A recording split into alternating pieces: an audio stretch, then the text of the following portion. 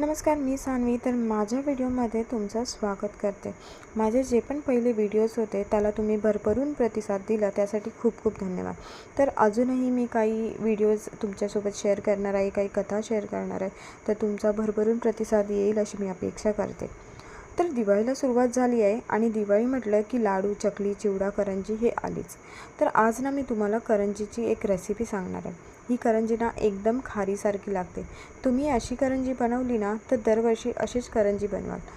आणि रेसिपी ना एकदम इझी आहे. मैदा घ्यायचा आणि त्यात गरम करून तूप टाकायचं आणि मग पाणी घेऊन पीठ मळून घ्यायचं. दुसऱ्या बाजूला करंजीचं सारण करून घ्यायचं. त्यानंतर मळलेल्या पिठाच्या पोळ्या लाटायच्या आणि त्यानंतर एक बॅटर रेडी करायचं. ते म्हणजे कॉर्नफ्लॉवर आणि तूप एकत्र करून त्याची पेस्ट अशी करून घ्यायची जेणेकरून ती पोळ्यांवर चांगली स्प्रेड होईल. मग एकावर एक पोळीवर पेस्ट लावून घ्यायचे. असे 5-6 पोळ्या घ्यायच्या म्हणजे त्याला जास्ती पदर सुटतात. त्यानंतर व्हिडिओमध्ये दाखवल्याप्रमाणे घडी घालायची. जसे व्हिडिओमध्ये दाखवले अगदी तसे.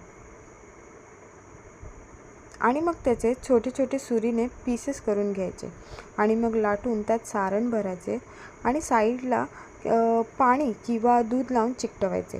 सारण कमी भरले की साईडचा भाग एकदम खारीसारखा लागतो. ते तुमच्यावर डिपेंड आहे, तुम्हाला कसे पाहिजे तसे.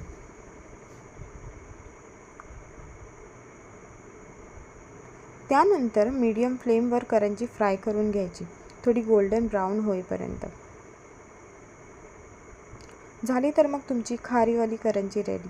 चला मग भेटू पुन्हा. तोपर्यंत तुम्हा सर्वांना दिवाळीच्या खूप खूप शुभेच्छा. ही दिवाळी तुम्हा सर्वांना भरभराटीची, सुख समृद्धीची जाओ.